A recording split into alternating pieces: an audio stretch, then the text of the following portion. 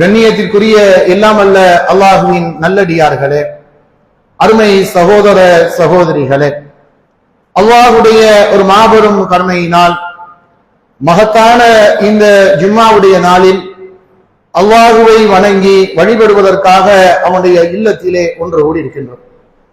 இந்த நேரத்திலே நபி பெருமகனார் ஸல்லல்லாஹு அலைஹி வஸல்லம் அவர்கள் நமக்கு கற்றுத்தந்த வழிமுறையின் பேரிலே ஜும்மாவுடைய இந்த தொழுகைக்கு முன்பாக குத்பா என்று சொல்லக்கூடிய அந்த உரையை கேட்பதற்காக அமர்ந்திருக்கின்றோம். அல்லாஹுடைய தூதர் ஸல்லல்லாஹு அலைஹி வஸல்லம் அவர்கள் இந்த குத்பாவை எந்த அளவுக்கு முக்கியத்துவம் வாய்ந்ததாக சொன்னார்கள் என்று சொன்னால், எப்படி நாம் தொழும் பொழுது நம்முடைய கவனம் வேறு எங்கும் சிதறாதோ சிந்தாதோ, வேறு யாரிடத்திலும் பேச மாட்டோமோ, அதுபோல மிக கவனமாக இந்த குத்பாவை செவிதாழ்த்தி கேட்க வேண்டும். இதை வீணெடுத்து விட்டால் ஜும்மாவே வீணாகிவிடும் என்கின்ற அளவுக்கெல்லாம் பெருமானார் ஸல்லல்லாஹு அலைஹி வஸல்லம் அவர்கள் நமக்கு அறிவுறுத்தி எச்சரிக்கை செய்துள்ளார்கள். ஆகவே இந்த ஜும்மாவுடைய இந்த குத்பாவிலே கவனமாக செவிதாழ்த்தி கேட்போம். அன்பிற்கினியவர்களே, இன்றைய ஜும்மாவுடைய இந்த குத்பா உரையாக காலமும் மனிதனும் என்கின்ற தலைப்பு தேர்வு செய்யப்பட்டுள்ளது. பொதுவாக மனிதன் காலம் இந்த இரண்டுமே பிரிக்க முடியாத ஒன்று. உலகம் தோற்றுவிக்கப்பட்ட காலகட்டத்திலிருந்து, மனிதன் படைக்கப்பட்ட காலகட்டத்திலிருந்து அவனுடைய இறுதி எல்லையை அடையக்கூடிய நேரம் வரைக்கும் எல்லா இடங்களிலும் மனிதன் நேரத்தோடு செய்வான், ஒன்றுபட்டுதான் இருப்பான். காலையில் எழுவது ஒரு நேரமாக இருக்கும், காலையில் அவனுடைய சுய தேவையை நிறைவேற்றுவது ஒரு நேரமாக இருக்கும், வீட்டை விட்டு வெளியேறுவது ஒரு நேரமாக இருக்கும், இறைவனை வணங்க வந்தால் அதற்கென்று ஒரு நேரம் இருக்கும். இப்படி எல்லா விஷயங்களும் இந்த மனிதனையும் இந்த நேரத்தையும் பிரிக்கவே முடியாது என்கின்ற அளவுக்கு இந்த காலம் மனிதனோடு ஒட்டி பிணைந்து இருக்கும். அதனால்தான் ரப்புல் ஆலமீன் மனிதனுக்கு ஒரு செய்தியை சொல்றான், ஒட்டுமொத்த மனிதனுக்கும் ஒரு செய்தியை சொல்றான். ஒரே ஒரு அத்தியாயம் தான், சின்னஞ்சிறி அத்தியாயம் தான். அந்த அத்தியாயத்துல ஒட்டுமொத்த மனித சமுதாயத்துக்கும் தேவையான அத்துணை உபதேசங்களையும் நல்லுரைகளையும் அல்லாஹ் சொல்றான். சொல்லும் பொழுது ஒரு சத்தியம் விட்டு சொல்றான், நான் பின்னால் சொல்லக்கூடிய செய்தி மிக உறுதியானது, ரொம்ப முக்கியமானது, அது உண்மையானது. உண்மையானது என்பதற்கு என்ன ஆதாரம்? நானே சத்தியம் செய்கிறேன் என்று அல்லாஹ்வே என்ன செய்யறான்? ஒரு செய்தியை உண்மைப்படுத்துவதற்கு சத்தியம் விட்டு சொல்லுகிறான். அப்படி சத்தியம் விடும் பொழுது அவன் தேர்ந்தெடுக்கக்கூடிய விஷயம் எதுவாக இருக்கிறது? காலமாக இருக்கிறது. வல்லஸ்ர், காலத்தின் மீது சத்தியமாக அல்லாஹ் சொல்றான். காலம் இருக்குது, அது இறந்த காலமாக இருக்கலாம், நிகழ்காலமாக இருக்கலாம், எதிர்காலமாக இருக்கலாம், எல்லா காலத்தையும் அல்லாஹ் கொண்டு வந்து காலத்தின் மீது சத்தியமாக அப்படி சத்தியம் விட்டு விட்டு இன்னல் இன்சான லஃபீ குஸ்ர், நிச்சயமாக மனிதன் நஷ்டத்தில் தான் இருக்கான். காலம் காலமாக பார்த்த ரப்புக்கு தெரியும்ல. நமக்கு வேணா நம்முடைய தலைமுறையை பார்க்கலாம், பின்னால் இருக்கக்கூடிய நம்முடைய தாய் தந்தையுடைய தலைமுறை, அதற்கு பிறகு நம்முடைய பிள்ளைகள் தலைமுறை, இவ்வளவுதான் நம்ம பார்க்க முடியும். அதுவும் அல்லாஹ் ரூஹை கொடுத்திருந்தான். ஆனால் அல்லாஹுவை பொறுத்த மட்டும் எல்லா காலத்தையும் அவன் பார்த்திருப்பான். ஆதம் அலைஹிஸ்ஸலாம் அவர்கள் அனுப்பப்பட்ட காலத்தில் இருந்து இனி உலகம் அழியக்கூடிய காலகட்டம் வரைக்கும் என்னவெல்லாம் நடக்கும் எல்லாமே அல்லாஹுக்கு அத்துப்படி. அப்ப அந்த ரப்பு, காலத்தை அறிந்து வைத்திருக்கக்கூடிய ரப்பு சொல்றான், காலத்தின் மீது சத்தியமாக நிச்சயமாக மனிதன் நஷ்டத்தில் தான் இருக்கிறான். அப்படின்னா என்ன அர்த்தம்?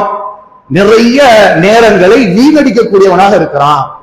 அவன் பயன்படுத்த வேண்டிய காலங்களை பயன்படுத்தாம அலட்சியமாக இருக்கிறான். ஆகவே நான் சொல்லுகிறேன், காலத்தின் மீது சத்தியமாக இவன் நஷ்டவாளியாகத்தான் இருக்கிறான். அப்ப யார் இந்த நஷ்டத்திலிருந்து விடுதலை பெற முடியும்? யார் வெற்றியை சுவைக்க முடியும்? அதற்கும் அல்லாஹ் பதில் அளிக்கிறான். இல்லல்லதீன ஆமனு வ அமிலு ஸாலிஹாத்தி வ தவாஸௌ பில் ஹக்கி வ தவாஸௌ பிஸ் ஸப்ர். யார் ஈமான் கொண்டு, அதாவது ஈமான் கொள்ள வேண்டிய விஷயங்கள் அத்தனை ஈமான் கொண்டு, நம்பிக்கை கொண்டு நல்ல அமல்களை செய்வார்கள்.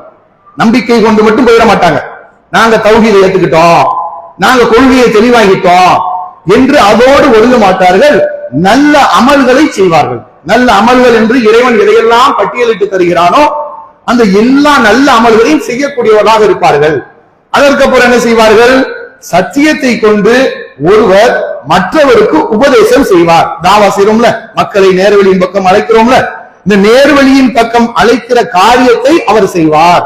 அப்படி நேர்வழியின் பக்கம் அழைக்கும் பொழுது கண்டிப்பா சோதனை வரும். எல்லோரும் அதை கேட்டு சரின்னு சொல்லுவானா? வரதட்சணை வாங்காதீர்கள் மக்களே என்று உபதேசம் செய்யும் பொழுது யாருக்கு கோபம் வரும்? வரதட்சணை வாங்குபவனுக்கு, அதில் ஊறி போனவனுக்கு கோபம் வரும். வட்டி வாங்காதீர்கள் மக்கள் என்று சொன்னா வட்டியில் ஊறி போனவனுக்கு கோபம் வரும். இணை வைக்காதீர்கள் என்று சொன்னா அதில் ஊறி போனவனுக்கு கோபம் வரும். அப்படி நீங்கள் நன்மையை ஏறி சத்தியத்தை கொண்டு நீங்கள் உபதேசம் செய்யும் பொழுது எதிர்வரக்கூடிய சோதனைகள், துன்பங்கள், துயரங்கள், அவப்பெயர்கள், அவதூறுகள், உங்களை பழிச்சொல்கள் சொல்வாங்க, அடிப்பாங்க, எல்லாம் நடக்கும். அப்படி நடக்கும் பொழுது பொறுமையை கொண்டு உங்களுக்கு மத்தியில் உபதேசித்துக் கொள்ளும். யாரெல்லாம் இந்த சத்தியத்தை ஏறி கொண்டிருக்கிறார்களோ இவர்களுக்கு வரக்கூடிய சோதனைகளை இவர்களுக்குள்ளேயே பொறுமையை கொண்டு உபதேசம் செய்வது. பொறுமையா இருங்க. நமக்கு முன்னால் அனுப்பப்பட்ட நபிமார்கள் சந்திக்காத சோதனையை நம்ம சந்திச்சிட்டோம். அவர்கள் படாத அவமானத்தையே நம்ம பட்டுட்டோம். இது எல்லாம் எல்லோருக்கும் நிச்சயம் நடக்கும் என்று பொறுமையை கொண்டு உபதேசித்துக் கொள்வது. இந்த 4 காரியங்கள் யார் செய்கிறாங்களோ, ஈமான் கொண்டிருக்கணும், நல்ல அமல்களை செய்யணும், சத்தியத்தை கொண்டு பொறுமையை கொண்டு ஒருவருக்கொருவர் உபதேசித்துக் கொள்ளணும். இந்த 4 காரியங்களை செய்பவர்கள் மட்டும்தான், அல்லது இதை செய்தால் மட்டும்தான் நீங்கள் வெற்றியாளராக ஆக முடியும். இல்லை என்று சொன்னா நீங்க நஷ்டவாளிகள் தான் என்று அல்லாஹ் காலத்தோடு ஒப்பிட்டு நமக்கு சொல்கிறார். அப்ப நாம இந்த இடத்துல ஒரு செய்திய, ஒரு விஷயத்தை நம்மோடு வைத்து உரசி பார்க்கணும். இன்றைக்கு நம்மில் பலதரப்பட்ட சிந்தனை கொண்ட மக்கள் இருக்கிறோம். நம்மில் ஒரு சாரார் என்ன விளங்கி வைத்திருக்கிறோம்? நான் ஒரு காலத்துல தர்கா நம்பிக்கையில் இருந்தேன், இன்னைக்கு நான் அல்லாஹ்வுடைய கிருபையை கொண்டு தௌஹீதுக்கு வந்துட்டேன். தௌஹீதுக்கு வந்துட்டதுனால எனக்கு சொர்க்கம் கன்ஃபார்ம் ஆயிருச்சு. ஆகவே நான் செய்ய மாட்டேன், அதிகமா அமல்கள்ல ஆர்வம் காட்ட மாட்டேன், நல்ல அமல்கள் செய்யறதுல எனக்கு அவ்வளவு இன்ட்ரெஸ்ட் தான் கிடையாது. என்னை எப்படி அல்லாஹ் நரகத்துல போடுவான்? நான் தான் ஷிர்க விட்டு வந்துட்டேன்ல, நான் தான் பிதஅத் செய்யறது இல்ல, என்னை எப்படி அல்லாஹ் நரகத்துல போடுவான்? ஆகவே நான் அவ்வளவா நல்ல அமல்கள்ல அலட்டி கொள்ள மாட்டேன். இது இப்படி நீங்க பார்க்கலாம், நம்மிலேயே நீங்கள் பார்க்கலாம். தொழுகையும் இருக்காது. நீங்க நல்லா எடுத்து பாருங்க, தொழுகைக்கான அழைப்பு எவ்வளவு அற்புதமான ஒரு அழைப்பு. உலகத்துல வேற எந்த ஒரு அமலுக்கும், வேற எந்த ஒரு காரியத்திற்கும் இப்படி ஒரு அழைப்பை நீங்கள் பார்க்க முடியாது. ஹையால சலா, தொழுகையின் பக்கம் நீங்க மாறுங்க. ஹையாலல் ஃபலா, வெற்றியின் பக்கம் வாருங்க. மனிதன் வெற்றியை நேசிக்காதவன் யாராவது இருப்பானா? எனக்கு வெற்றி வேண்டாம், நான் ஜெயிக்க வேண்டாம், எனக்கு தான் இருப்போம், தோத்துக்கிட்டே இருப்போம். பிசினஸ் ஆரம்பிச்சா அதுல வெற்றியை எதிர்பார்க்கிறான், படிப்புனா அதுல வெற்றி எதிர்பார்க்கிறான், விளையாட்டுனா வெற்றி எதிர்பார்க்கிறான். எந்த துறையாக இருந்தாலும் மனிதன் என்ன செய்யறான்? அதில் நான் வெற்றி அடைய வேண்டும், நான் பிறரால் புகழப்பட வேண்டும், பிறர் முன்னிலையில் கண்ணியப்படுத்தப்பட வேண்டும் என்று ஆசைப்படுகிறான். அப்ப அந்த ஆசைக்கு அல்லாஹ் என்ன சொல்றான்? தீர்வை சொல்றான். ஹையலல் ஃபலா, நீ தொழுகைக்கு வந்தன்னு சொன்னா நீ வெற்றியின் பக்கம் வார, வெற்றிக்கான அழைப்பை தான் நான் உனக்கு கொடுக்கிறேன், தொழுகையின் பக்கமா என்று சொல்லி அழைக்கப்படுகிறது. இப்பவும் நேரம் வருது பாருங்க, இப்பவும் மனிதனோட நேரம் எப்படி செட் ஆகுது பாருங்க. தொழுகைய அல்லாஹ் விதியாக்கும் பொழுது எப்படி அதை விதியாக்குறான்? யார் யாருக்கு எப்படி எப்படி இஷ்டப்படுதோ அப்படி எப்படி தொழுதுக்கோங்க. காலையில ஒருத்தர் வேலைக்கு போறியா, நீ மத்தியானம் தொழுதுக்கோ. மத்தியானம் வேலைக்கு போறியா, நீ நைட்டு தொழுதுக்கோ. அப்படின்னு அல்லாஹ் என்ன செய்யல? நம்ம மனிதர்கள் இஷ்டத்துக்கு தொழுகையை விடல. தொழுகைய அல்லாஹ் அறிமுகப்படுத்தும் பொழுது சொல்றான், இன்ன ஸலாத்த கானத் அலல் முஃமினீன கிதாபம் மௌகூதா. தொழுகையை நாம எப்படி கடமையாக்கி இருக்கிறோம்? நேரம் குறிக்கப்பட்ட கடமையாக்கி இருக்கிறோம். வெறுமனே தொழுகையை நான் கடமையாக்கி இருக்கிறேன் என்று சொல்லல, காலத்தை கொண்டு வந்து அல்லாஹ் சேர்க்கிறான். தொழுகைனா நீங்க இஷ்டத்துக்கு தொழுதுட்டு போக முடியாதுப்பா. ஃபஜருடைய நேரம் என்று சொன்னால் ஃபஜருடைய தொழுகையை அந்த நேரத்தில் தான் தொழ வேண்டும், லுஹர் என்றால் அந்த நேரத்தில் தான் தொழ வேண்டும் என்று அல்லாஹ் என்ன செய்யறான்? ஒரு கால நிர்ணயம் போட்டு தொழுகையும் காலத்தையும் இணைக்கிறான். நோன்பு என்கின்ற ஒரு நல்லமல், அதை எல்லா நேரங்களும் வைக்க முடியும். உபரியான நோன்பை வைத்துக் கொள்ளலாம். கடமையான நோன்பை வைக்கணும்னு சொன்னா அதுக்கு ஒரு காலத்தை அல்லாஹ் பிக்ஸ் பண்றான். ரமலானுடைய மாதம், இந்த மாதத்துலதான் நீ கடமையான நோன்பை வைக்க முடியும். நேரத்தையும் மனிதனையும் அல்லாஹ் அங்க ஒன்று சேர்க்கிறான். ஹஜ்ஜு அற்புதமான ஒரு அமல். ஒப்புக்கொள்ளப்பட்ட ஹஜ்ஜுக்கு கூலி என்ன? சொர்க்கம் தான் கூலி, வேற எதுவுமே கிடையாது. அந்த ஹஜ் என்ற அமலை எல்லா மாதமும் போய் செய்ய முடியுமா? முடியாது. அதற்கென்று துல்ஹஜ் மாதத்துல இன்னென்ன நாட்கள்ல, இந்த நேரங்கள்ல இன்னென்ன அமல்களை நீங்கள் செய்ய வேண்டும் என்று சொல்லி இறைவன் நமக்கு வகுத்து கொடுக்கிறான். அப்ப இந்த நல்ல அமல்களை நாம அந்தந்த நேரங்களில் செய்யக்கூடியவர்களாக இருக்கிறோமா? பெருமானார் ஸல்லல்லாஹு அலைஹி வஸல்லம் அவர்களிடத்துல கேட்கிறார்கள், அல்லாஹ்வுடைய தூதர் அவர்களே, அமல்களில் அல்லாஹுக்கு மிக பிரியமான விருப்பமான அமல் எது? அல்லாஹுக்கு பிடிக்கணும், அல்லாஹ் அதிகமா நேசிக்கணும், அப்படி ஒரு அமல் இருக்குதா? அப்படி எந்த அமல் என்று சொல்லி கேட்கிறாங்க. அப்ப அல்லாஹ்வுடைய தூதர் சொல்றாங்க, உடனே கடமையான தொழுகையை அந்த நேரத்தில், குறித்த நேரத்தில் தொழுவதுதான் அல்லாஹ்வுக்கு மிக பிடித்தமானது. அப்ப நம்முடைய ரப்புக்கு நம்மை பிடித்தால்தான் நம்ம மீது அவருடைய கருணை, நம்முடைய அருள் எல்லாம் வரும். அந்த ரப்பு தான் நம்முடைய எல்லா காரியங்களையும் நிர்வகிக்கிறான். நான் நல்லவனா கெட்டவனா, நான் சொர்க்கவாதியா நரகவாதியா, நான் பணக்காரனா ஏழையா, நான் செல்வத்தில் நல்லபடியா வாழ்வேனா வறுமையில் வாழ்வேனா, எல்லாவற்றையும் தீர்மானிக்கக்கூடிய அதிகாரம் யார் கையில் இருக்குது? இறைவனுடைய கையில் இருக்கு. அப்ப அந்த இறைவனுடைய விருப்பம் எதில் இருக்கிறது? சரியான நேரத்திற்கு வந்து தொழுவதில் இருக்கிறது. அதிலும் குறிப்பாக இந்த ஃபஜ்ருடைய தொழுகை இருக்குல்ல, அமல்களிலேயே அது தலை என்று சொல்லலாம். இருக்கிற அமல்களிலே தொழுகை ஃபர்ஸ்ட். அந்த தொழுகையிலேயே அதிக முக்கியத்துவம் கொடுக்கப்பட்டு வலியுறுத்தி சொல்லப்பட்ட தொழுகை என்று சொன்னா அது ஃபஜ்ருடைய தொழுகை. ஃபஜ்ருடைய தொழுகை விஷயத்துல இந்த இஸ்லாமிய மார்க்கம் வலியுறுத்தி அவ்வளவு சொல்லுகிறது. ஒவ்வொரு விஷயங்களையும் நாம எடுத்து எடுத்து எடுத்து பார்த்தோம் என்று சொன்னா நமக்கு பயம் வந்துவிடும். நாமெல்லாம் ஃபஜ்ர் தொழுகை விட்டா முனாஃபிக்காக இருப்போமோ, நயவஞ்சகனாக இருப்போமோ? ஃபஜ்ர் தொழாமல் உறங்கினா நம்ம நயவஞ்சகர் லிஸ்ட்ல இருப்போமோ? நயவஞ்சகர்னா யாரும் தெரியுமில்ல? நயவஞ்சகன் என்று சொன்னா அங்க வெளிப்படையா தாடி வச்சிருப்பான், வெளிப்படையா இஸ்லாமிய அடையாளம் இருக்கும், வெளிப்படையாக இஸ்லாமிய பெயர் இருக்கும், எல்லாமே இஸ்லாம் சார்ந்து இருக்கும்.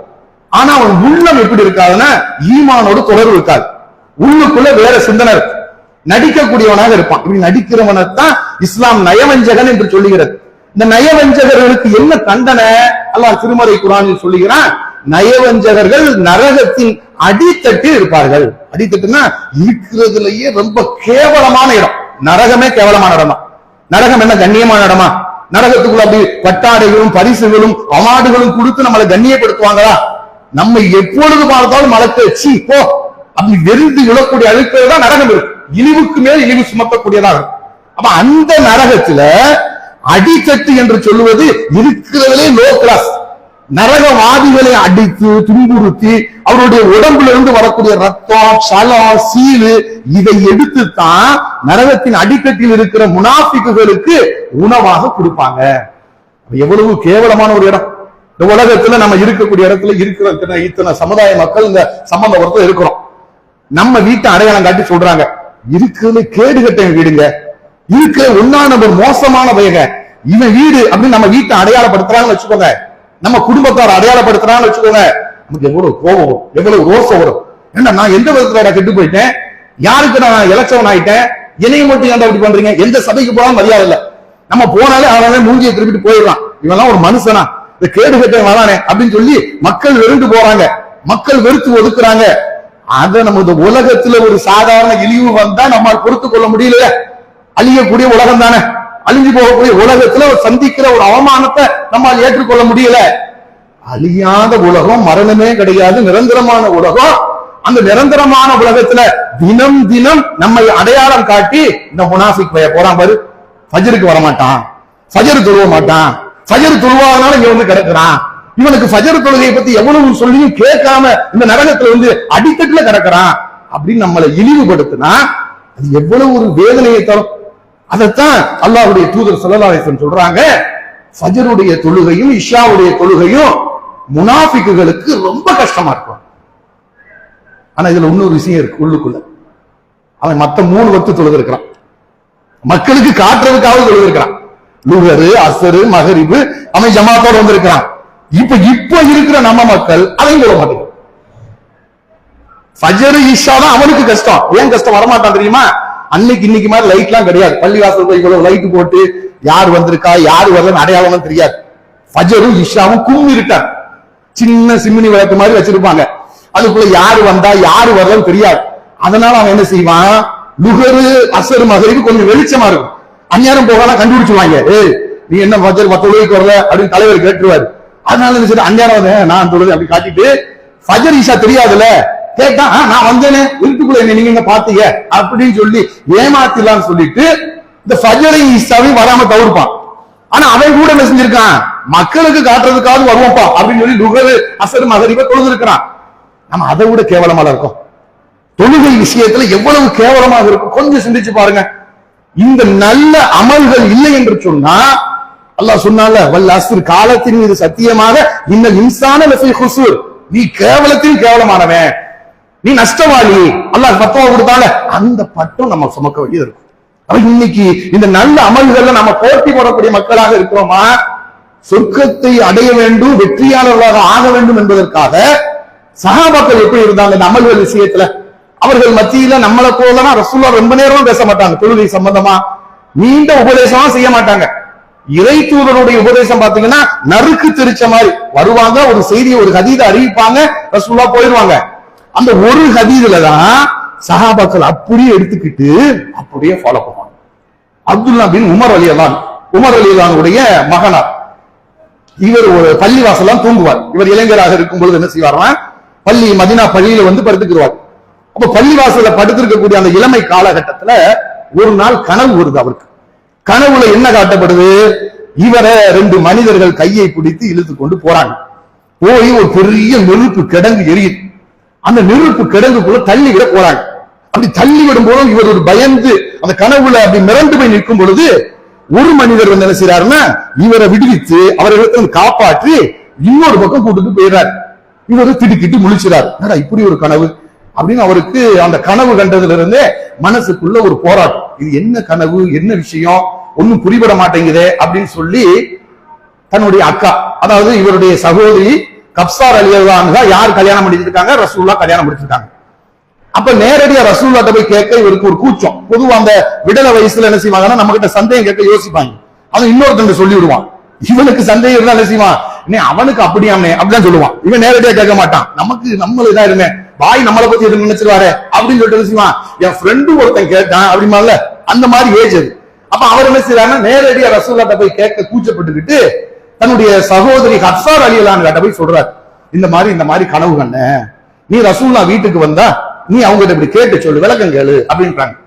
உடனே ரசூலுல்லாஹ் அந்த அம்மாக்கு சொல்றாங்க, இவரு ஒரு தூணுக்கு பின்னாடி நின்னுக்கிட்டாரு. இப்படி என்ன அந்த ஆன்சரை கேட்கறதுக்காக ரசூலுல்லாஹ் என்ன பதில் வருது அப்படின்னு பாப்போங்கிறதுக்காக. அப்ப அந்த நேரத்துல ரசூலுல்லாஹ் அந்த கனவை கேட்டுவிட்டு இதற்கு விளக்கம் கொடுக்கிறாங்க. அப்துல்லா கண்ட கனவுல அவரை நரகத்தில் கொண்டு போய் தள்ளுவதற்காக கொண்டு சென்றாங்க. ஆனால் அவருடைய நல்ல அமல்கள் நற்குணங்கள் அவரை சொர்க்கத்தின் பக்கம் அழைத்து சென்று விட்டது. அப்துல்லா நல்லவர் தான், இதை சொல்லிட்டு சொல்றாங்க. அப்துல்லா நல்லவர் தான், ஆனால் அவர் இரவு தொழுகையை தொழுதால் இன்னும் நன்றாக இருக்குமே. ரசூலுல்லாஹ் அந்த ஒரு வரி தான் சொல்றாங்க. அப்துல்லா சூப்பர் பையன், அருமையான பையன். என்ன இந்த தஹஜ்ஜத்தை மட்டும் தொழுதுட்டா, ஃபஜர் கிடையாது. நம்ம அதுக்கு சொல்றாங்க ஃபஜர் தான் தொழுறோம். அவங்களுக்கு ரசூலுல்லாஹ் சொல்றாங்க இந்த ஒரு தஹஜ்ஜத்தை மட்டும் அப்துல்லா தொழுதா எவ்வளவு சிறப்பா இருக்கும் அப்படின்றாங்க. இத கேட்கிறார்ல ரசூலுல்லாஹ் சொல்றது கேட்டுக்கிட்டு இருக்கார்ல இவரு. இப்னு உமர் சொல்றார், என்றைக்கு ரசூலுல்லாஹ்வுடைய நாவிலிருந்து இந்த வார்த்தையை நான் கேட்டேனோ, அப்துல்லா இரவு தொழுகை தொழுதால் நன்றாக இருக்கும் என்ற வார்த்தையை கேட்டேனோ, கேட்ட அந்த நாளிலிருந்து இன்றைக்கு நான் உங்கள் மத்தியில் இந்த ஹதீஸை அறிவிக்கிறேனே, இந்த நாள் வரைக்கும் இரவு தொழுகையை நான் விட்டதே கிடையாது. ஒரே ஒரு வார்த்தை தான் ரசூலுல்லாஹ் சொன்னாங்க. ஜும்மா பயான் நிகழ்த்தினாங்க. அப்துல்லா கூட்டு உட்கார வச்சு, நீங்க எதப்பா இரவு தொழுகை சூப்பரா இருக்குமே, நம்மளும் கடந்து கட்டத்தான் செய்யறோம், நம்மளும் கடந்து உருவத்தான் செய்யறோம், நம்மளும் கடந்து பொருளத்தான் செய்யறோம். ஆனா அதெல்லாம் அந்த ஜும்மா முடிஞ்சோடனே அதை பார்ப்போம், இவனுக்கு என்ன வேலை, இவன் வந்தானே இதான வேலை அப்படின்ற மாதிரி என்ன செய்யுது, நம்ம வேலையை நம்ம பார்ப்போம். உள்ளத்தை தைக்கணும்ல. ஒரு செய்தி சொல்றோம் என்று சொன்னா இது சபிக் பாயோட சொந்த கருத்தா, தமிழ்நாடு தௌஹீத் ஜமாத்துடைய சொந்த கருத்தை நம்ம சொல்லிக் கொண்டிருக்கிறோம். எங்கிருந்து கொண்டு வரப்பட்ட செய்தி, படைத்த ரப்புல் ஆலமீனிடத்தும் கொண்டு வரப்பட்ட செய்தியா இல்லையா? அந்த வஹி செய்தியை சொல்லுகிறோம் என்று சொன்னா அப்துல்லாவுக்கு உள்ளம் மாறுகிறது. அதை கேட்ட உடனே அவருக்கு ஒரு நாள் கூட இரவு தொழுகையை விட்டதில்லை என்கிற செய்தியை சொல்லுகிறார் என்று சொன்னா நமக்கெல்லாம் என்ன கஷ்டம் வந்தது? ஃபஜருடைய தொழுகையை தொழாம காலை நீட்டி மல்லாக்க படுத்து கிடக்கிறதுக்கு. கொஞ்சம் சிந்திச்சு பாருங்க. ஒவ்வொரு நாள் ஃபஜருடைய நேரத்திலும் வானத்திலிருந்து ஒரு மலக்கு வருகிறார். அந்த மலக்கு வந்து நம்மிடத்தில் ஏற்கனவே ஒரு மலக்கு இருப்பார். நம்முடைய பதிவுகளை பதிவு செய்யக்கூடிய ஒருவர் உட்கார்ந்து இருப்பார். அவர் டியூட்டி முடிஞ்சிடும். எப்ப முடியும்? அவர் நேற்றைக்கு அசருக்கு வந்து நம்ம ஜாயின் பண்ணிருப்பார். இவரும் மறுநாள் ஃபஜருக்கு வருவார். ஃபஜருக்கு வந்தவர் நேற்று முழுக்க நம்மோடு இருந்த மலத்தை அனுப்பிடுவார். அவர் ஃபஜர்ல இருந்து அசர் வரைக்கும் நம்ம கூட தங்கியிருப்பார். இந்த அசர்ல இருந்து ஃபஜர் வரைக்கும் இருந்தார்ல, இவர் டியூட்டி முடிஞ்சோடனே நேரம் அல்லாஹ் இடத்துல போவார். அல்லாஹ் கேட்பான், என்னுடைய அடியானை எந்த நிலையில் விட்டு விட்டு வந்தாய்?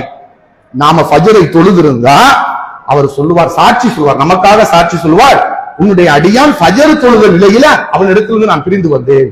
நம்ம ஃபஜரை தொழல என்று சொன்னா அவர் சொல்லுவாரு, உன்னுடைய அடியான் தொழாமல் உறங்கிக் கொண்டிருந்தான், அந்த நிலையில் தான் நான் அவனிடத்தில் வந்தேன் என்று நம்முடைய காரியத்தை தினந்தோறும் பதிவு செய்கிறார்கள் என்ற செய்தியை நம்ம பார்க்கிறோம். இந்த நல்ல அமல்கள்ல நாம ஏன் இந்த அளவுக்கு வீக்காரோம்? என்ன காரணம்? அடிப்படை ஒண்ணுதான் மக்களே. பிரச்சனை நமக்கு குரான் தெரியாம, ஹதீஸ் தெரியாம, சட்டம் தெரியாம, தொழுகையின் சிறப்பு தெரியாமலாம் நம்ம இதை அலட்சியப்படுத்தல. மனசுதான் காரணம். நப்சு இருக்குல்ல, ரொம்ப மோசமான சைத்தான். சைத்தானிலேயே மிக மோசமான சைத்தான் எதுன்னு நம்ம நப்சு தான். அது நம்ம என்ன செய்யும்? இல்ல நப்சல் அம்மார பிசூயி, அதிகமாக தீமையத்தான் தூக்கும்.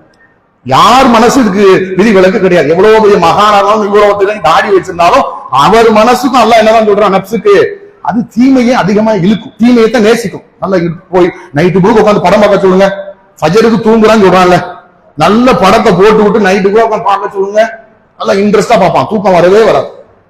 ஃபஜருக்கு பாங்க சொன்னோடனே தூங்கிடுவான். ஏன்? சைத்தான் நப்சு இருக்குல்ல, பார்த்துக்கலாம். நம்ம மட்டுமா தொழல, எத்தனை பேர் என்னென்னலாம் பண்றான், நம்ம மனசு நமக்கு சொல்லுது. அவனை குடிச்சிட்டு என்னென்ன பண்ணிக்கிட்டு இருக்கான், வட்டிக்கு வாங்குறான், வரதட்சணை வாங்குறான். நீ தௌஹீதுல இருக்கப்பா, நீ கொள்கையை விளங்கி இருக்கிற, நீ தொழல என்ன, அதெல்லாம் ஒரு பெரிய மேட்டரே கிடையாது. அல்லாஹ் மன்னிக்க கூடியவன் இல்லையா? நம்ம நப்சு அந்நேரம் செய்யுது, அமல்களை செய்ய விடாம நாசமாக்கிட்டு, அல்லாஹ் எப்படிப்பட்ட கருணையான, நீ எவ்வளவு தர்மம் பண்ற தெரியுமா? மக்கள் கேட்ட உடனே அள்ளி அள்ளி வீசுற, உன்னைய போய் நாளைக்கு குற்றம் பிடிச்சிடுவான். நன்றாக விலகிக் கொள்ளுங்க. நீங்க என்ன செஞ்சாலும் சரி, நீங்க கோடி கோடியாக கொண்டு போய் தர்மம் செஞ்சாலும் சரி, வருடா வருடம் ஹஜ்ஜுக்கு போனாலும் சரி, அல்லாஹ்விடத்துல மிக விருப்பத்திற்குரிய ஒரு அமல் தொழுகை என்று ரசூலா சொன்னாங்கல்ல, அந்த தொழுகை விஷயத்துல ரசூலா எவ்வளவு கண்டிப்பாக இருக்காங்க பாருங்க. கண் தெரியாத ஒரு சஹாபிங்க, கண்ணு தெரியாதவருக்கு, பார்வை கிடையாது. அவர் ரசூலாட்ட கேட்கிறார், அல்லாஹ்வுடைய தூதரே, எனக்கு கண் பார்வை தெரியாது, நான் பாங்கு சத்தம் சொன்ன உடனே நான் வீட்டுல தொழுதுக்கிட்டுமா, எனக்கு அதுக்கு மட்டும் அனுமதி கொடுங்களேன். ரசூல்லா முதல்ல அனுமதி கொடுத்துட்டாங்க. அவர் சிறிது தூரம் நடந்த உடனே ரசூல்லா அழைக்கிறாங்க, உங்களுக்கு பாங்கு சத்தம் கேட்குதா? ஆம் அல்லாஹ்வுடைய தூதரே, எங்கள் வீட்டில் பாங்கு சத்தம் கேட்குது. அப்படி என்றால் நீங்கள் பள்ளிக்கு வந்திருக்க. அவர் கண்ணு தெரியாது, ஆப்ஷன் கொடுக்கிறதா, சலுகை கொடுக்கிறதா, அவர் முழு தகுதி பெற்றவர். நமக்கு என்ன கொள்ள? என்னைக்காவது கண்ணு தெரியல நமக்கு இருக்கா? கண்ணு தெரியாமல் இருப்பவரே ரசூலா சொல்றாங்க, நீ பள்ளிவாசலுக்கு வந்து ஜமாத்தோடு சேர்ந்து தொழுவு. எது தெரியுமா அல்லாஹ்வுக்கு மிக விருப்பமானது? சில பேர் நம்மள இருக்கிறான், 7 மணிக்கு ஜமாத்தோட ஆடுறான் தெரியுமா, ஃபஜ்ர் தொழுக. இது எந்த மதுகப்புலையும் கிடையாது, எங்க இருந்து எடுத்தாங்கன்னு தெரியல, எந்த ஹதீஸ் புக்லயும் கிடையாது. 7 மணிக்கு தொழுக, 8 மணிக்கு தொழுக, 9 மணிக்கு தொழுக, ஃபஜ்ரா. ஏற்கனவே சொல்லி இந்த செய்தி தான். துபாயில போய் நம்ம ஆளு வேலை தேடி ஒரு ஆள் போய் உட்கார்ந்து ரூம்ல வச்சுக்கிறாரு, வேற எங்கேயும் ரூம் கிடைக்காம வேலை தேடிட்டு இருக்காரு, நண்பர்களுடைய அறையில படுத்திருக்கிறாரு. இவரு ஃபஜ்ர் தொழுகைக்காக எழுந்து பக்கத்துல உள்ள பள்ளியில போய் தொழுதுட்டு அப்புறம் கொஞ்ச நேரம் ரெஸ்ட் எடுத்திருக்கிறாரு. 7 மணிக்கு பார்த்தா அல்லாஹ் அக்பர் அல்லாஹ் அக்பர் அல்லாஹ் அக்பர் கத்துது. இவர் பதறி எடுத்து செஞ்சிருக்கிறார். என்ன இப்போ ஒரு அல்லாஹ் அக்பர் சொல்றாங்க? ஒருவேளை துபாயில எக்ஸ்ட்ரா ஒரு தொழுகை தொழுவாங்க போல, 7 மணிக்கு ஒரு தொழுகை இருக்குன்னு நினைச்சுக்கிட்டு அவங்க தொழுவும் போது இவரு வேகமா ஒரு செஞ்சு தக்கு கேட்டு இருக்காரு. 2 ரக்காய் சலாம் கொடுத்தானே, ஏன்பா காதரு என்னப்பா இதை சொல்லவே இல்லை பத்தியா, இவ்வளவு ஃப்ரெண்டா இருக்கிறோம், ஒரு நண்பனுக்கு ஒரு மார்க்கத்தை சொல்லி கொடுக்க மாட்டியா? 7 மணிக்கு ஒரு தொழுகை இருந்திருக்கு, இவ்வளவு நாள் பழகி இருக்கிறோம், இதை சொல்லாம விட்டுட்டியப்பா அப்படின்னு சொல்லி கேட்டிருக்காரு. அவன் சொல்லிருக்கான், இளவெடுத்தவனே ஃபஜரத்தான் இப்ப தொழுதுட்டு இருக்கானே உனக்கு, நீ என்ன இப்ப வச்சுட்டு அத ஃபஜரத்தான் இப்ப தொழுகிறீங்களா, இதுக்கு நாங்க எவ்வளவு பரவாயில்லடான்னு சொல்லி இந்த காரி துப்பக்கூடிய நிலையெல்லாம் இருந்தது, இன்னைக்கும் இருக்கு. ஒரு காலத்துல ஏகத்துவாதிகள் எடுத்து பாருங்க, ஆரம்ப கால தௌஹீத்வாதிகள், நாமெல்லாம் குரானை படிச்சு கரைச்சு குடிச்சு ஹதீஸ படிச்செல்லாம் இந்த ஏகத்துவ குழு ஏற்றுக்கொள்ளல. அந்த மக்களை பார்த்து அவர்களுடைய செயல்பாடுகளை பார்த்து தொழுகைக்கு பாங்கு சொன்ன அந்த மக்கள் அன்னைக்கு இன்னைக்கு மாதிரி பள்ளிவாசலம் கிடையாது. இன்னைக்கு பிரம்மாண்டமான பள்ளிவாசலை கட்டி இதுக்கு இந்த பெயிண்ட் அடிப்போமா, இதுக்கு இந்த டிசைனை கொடுப்போமான்னு உட்கார்ந்து ஆலோசனை பண்ணிக்கிட்டு இருக்கோம். அன்னைக்கு நின்று தொழுது இடம் கிடையாது. மூத்திர சந்திலையும் வெளியிலையும் சவதியிலையும் வெயில் கொளுக்கும், அதுல இன்னும் தொழுது கொண்டிருந்த ஒரு காலம் இருந்ததா இல்லையா? பள்ளிவாசல் நிக்க இடம் கிடையாது, வெக்க இது மாதிரிலாம் ஃபேன் கிடையாது. ஒரு 50 பேர் கூட வந்துட்டா மூச்சு முட்டும், என்னடா அஜரத் எப்படா சலாம் கொடுப்பாரு அப்படித்தான் நமக்கு தோணும். அப்படி எல்லாம் ஒரு காலம் இருந்ததுல. அன்னைக்கு இருந்த தௌஹீத்வாதிகள் தொழுகையில எவ்வளவு பிடிப்பாங்க. நாம தௌஹீத் கொள்கைக்கு வந்தோம்ல, வந்ததற்கு அடிப்படையான ஒரு காரணம் அவனுடைய இபாதத்து தான்.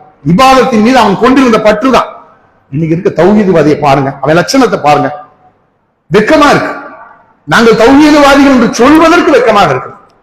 ஜும்மாவுக்கு நாம எதற்கு தேடி எடுத்து இந்த பள்ளிவாசல் எங்க இருந்தாலும் இங்கதான் சொல்லுவோம் வருகிறோம். இணை வைக்காத ஒரு பள்ளி, நபி வழி அடிப்பது ஒரு பள்ளி. அந்த பள்ளியில போய் நம்ம தொழுது நம்முடைய தொழுகையை நன்மையை அல்லாஹ்விடத்தில் ஏற்றுக்கொள்ளக்கூடியதை ஆக்கிக் கொள்வோம் என்ற சிந்தனையில் வருகிறோம்ல. இந்த சிந்தனையை மற்ற வக்துக்கு வரல, இந்த சிந்தனையை மற்ற நேரத்தில் நமக்கு உணரல. நம்ம இருந்த காலகட்டங்கள் எப்படி அல்லாஹ் நம்மை மாற்றி எவ்வளவு பெரிய அருள்புரையை தந்திருக்கிறான். இன்னைக்கு பள்ளிவாசல் பெருசாயிடுச்சு, நம்ம மக்களுடைய இதயம் சுருங்கி போச்சு, நம்ம மக்களுடைய ஈமான் குறைஞ்சு போச்சு, நம்ம மக்களுடைய இதயச்சம் குறைஞ்சு போச்சு. அப்ப இது எங்க கொண்டு போய் முடியும்? ரப்பு கடுமையா எச்சரிக்கிறான். நமக்கு முன்னால் வந்த சமுதாயங்கள் இருக்காங்கல்ல, இபாதத்துகள்ல அவர்கள் அலட்சியம் காட்டி பொடுபோக்கு காட்டி அவர்கள் தங்கள் மனதை கல்லாக மாற்றிக்கொண்டு என்ன உபதேசம் செஞ்சாலும் சரி, வேதம் கொடுக்கப்பட்டவர்களுக்கு அல்லாஹ் சொல்றான் சூரா ஹஸ்ர்ல, அவர்களுக்கு நீ என்ன உபதேசம் செய்தாலும் அவர்கள் உள்ளங்கள் பாறையை போல் இறுகிவிட்டன. பாறையில் கூட சில நேரங்களில் செடி முளைக்கும். அல்லாஹ் சொல்றான், சில பாறைகளில் கூட சில நேரம் ஈரம் கல்லுக்குள் ஈரம் சில செடி கொடிகள் முளைக்கும்.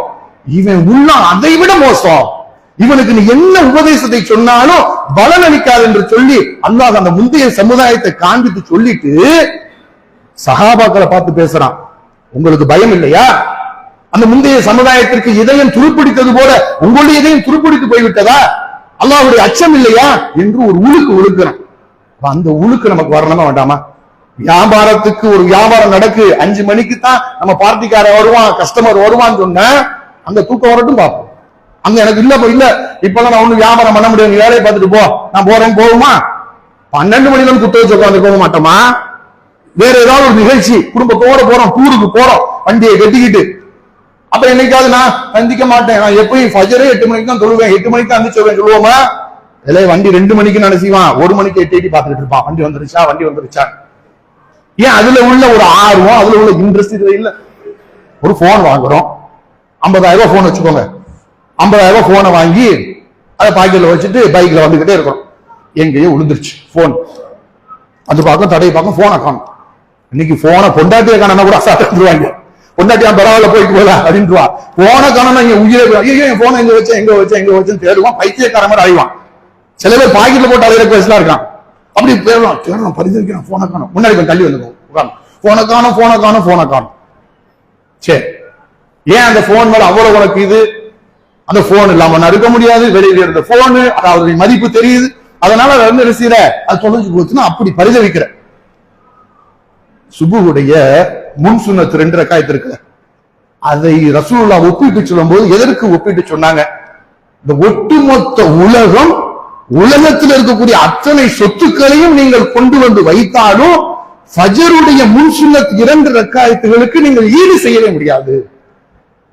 ஒவ்வொரு நாளும் ஃபஜரை தொழலன்னு சொன்னா, ஃபஜருடைய முன் சுன்னத்து தொழலன்னு சொன்னா எவ்வளவு பெரிய இழப்பு. ஒரு 50,000 ரூபாய் போன் கீழே விழுந்தா அது காணாமல் போனா துடிக்கிற நாம, ஒவ்வொரு நாள் ஃபஜருடைய முன் சுன்னத்துக்கு இவ்வளவு மதிப்பை அல்லாஹ் வைத்திருக்கிறானே, அவ்வளவு மதிப்பிற்குரிய அந்த தொழுகையை அலட்சியமா விடுவோமே. என்னைக்காவது இதையும் படப்படுத்திருக்கா? என்னைக்காவது இதையும் பரிதவித்திருக்கா? இன்னைக்கு ஃபஜர் தொழுவாம விட்டுட்டேனே, இன்னைக்கு என்னன்னு தெரியலையே, இதை இழந்துட்டேனே, இந்த நஷ்டப்பட்டுட்டேனே என்று சொல்லி என்றைக்காவது துடித்திருக்கிறோமா?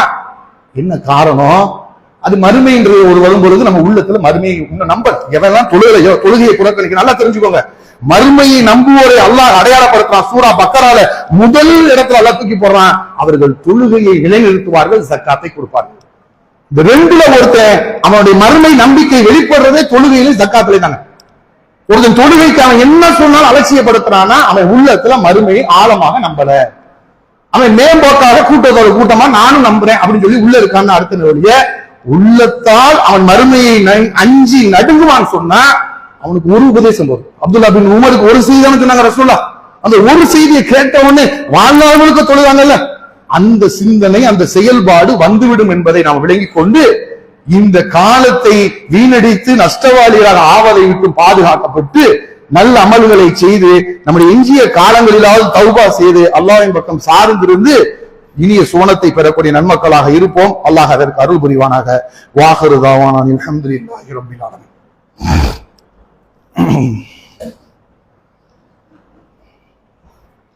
அஸ்ஸலாமு அலைக்கும் வரஹ்மத்துல்லாஹி வபரகாத்துஹு. அல்ஹம்துலில்லாஹி வஹ்தா.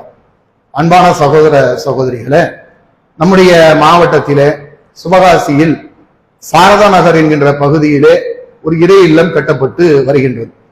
அந்த இறை இல்ல கட்டுமான பணிகள் முடிவடைவதற்கு அதிகமான அளவுக்கு பொருளாதாரம் தேவைப்படுவதனால் அடுத்த வார ஜும்மாவுடைய வசூலை நம்முடைய விருதுநகர் மாவட்டத்தின் அத்தனை பள்ளிகளிலிருந்தும் அந்த மக்களுடைய பள்ளிவாசல் கட்டுமான பணிக்கு கொடுப்பதற்காக முடிவு செய்திருக்கிறார்கள்.